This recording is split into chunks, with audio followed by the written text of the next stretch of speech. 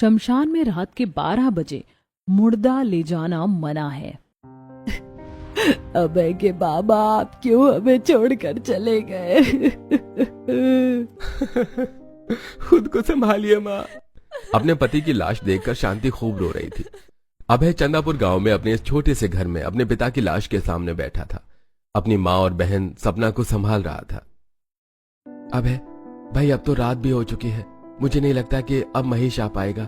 हमें तेरे बाबा को ले जाना होगा अब। हाँ अबे बेटा, तेरे बाबा की लाश को ज्यादा देर यहाँ नहीं रख सकते। अभय का छोटा भाई जो शहर में रहता है वो अब तक नहीं आया था। तभी अभय और गांव के कुछ निवासी हरिया की लाश को लेकर घर से चले जाते हैं। थोड़े समय बाद सब एक दरिया के पास आते हैं तो दरिया के ऊपर बना हुआ पुल टूट चुका था और दरिया के उस पार दूर सामने शमशान था। उसकी भी दीवारें अचानक टूट चुकी थी।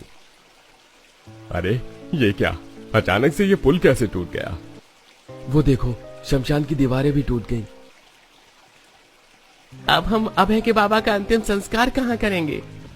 गांव के निवासियों का जिस शमशान में अंतिम संस्कार किया जाता है वो शमशान दरिया के उस पार था जो अचानक से टूट चुका था। रात के 12 बजने को आए थे। तभी गांव का मुखिया दर पर कहता है, हम हरिया भाई को पुराने शमशान में लेकर जाते हैं और वहीं उनका अंतिम संस्कार कर देते हैं। पर मुखिया जी, वो शमशान तो सदियों से बंद पड़ा है।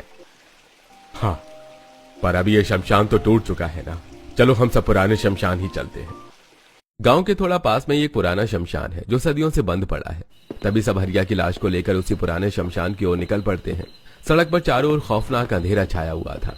तभी अभय को किसी की आवाज आती है, रुक जाओ अभय, अपने पिता की लाश को उस पुराने शमशान में मत लेकर जाओ। ये आवाज सुनकर अभय घबरा जाता है। कौन है? क्या हुआ अभय? किसी ने मुझे आवाज दी, बोला कि पुराने शमशान में मत जाओ। पर हमने तो ऐसी कोई आवाज नहीं सुनी। हाँ, मुझे भी कोई आवाज नहीं आई। अच्छा, तो फिर मुझे कैसे वो आवाज सुनाई दी? तुम दुखी हो ना, इसलिए तुम्हें ऐसा आवाज हुआ होगा। कोई तुम्हें आवाज दे रहा है।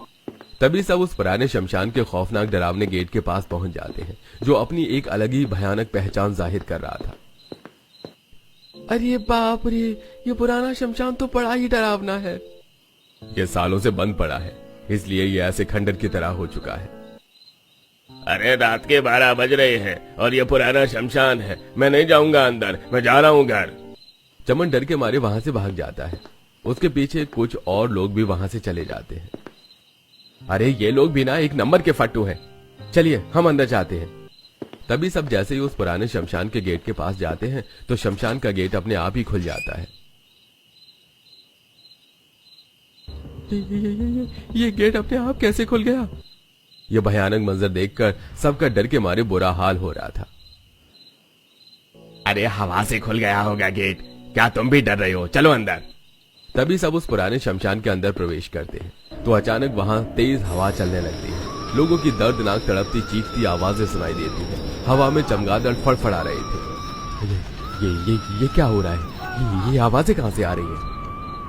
ये सब एक दूसरे का हाथ पकड़ लो।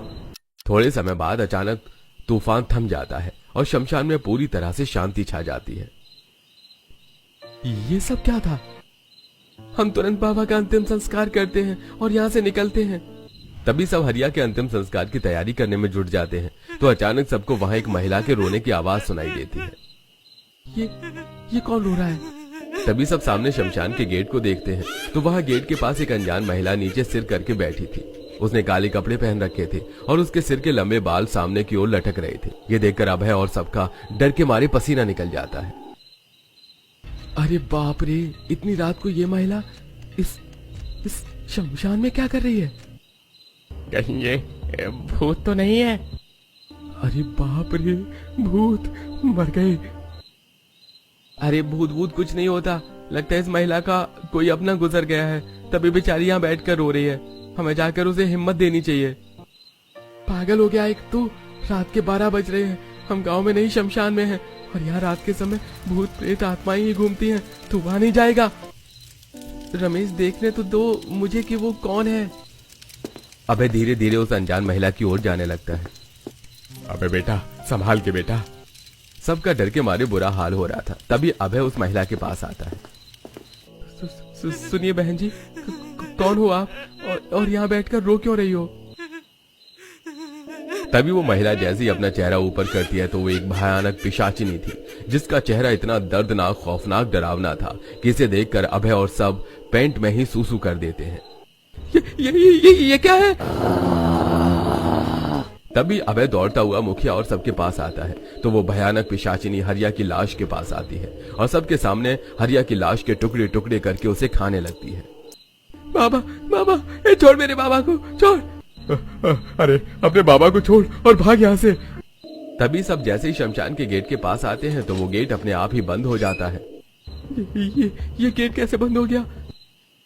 तभी सब जैसे गेट को हाथ लगाते हैं तो सबको जोरदार बिजली का करंट लगता है और सब धड़ से जमीन पर गिर जाते हैं। मेरी कमर!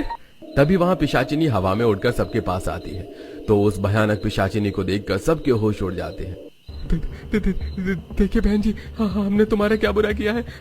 हमें जाने दो, हमें जाने दो। मैं परसों से यहाँ के लिए भटक रही हूँ। मुझे कब से तुम जैसे इंसानों की तलाश थी। ये सुनकर अभय और सब रोने लगते हैं। अब मैं तुम सबको तुम्हारे इस जीवन से हमेशा के लिए मुक्ति दिला दूंगी। तभी वो पिशाचिनी चारों को पकड़कर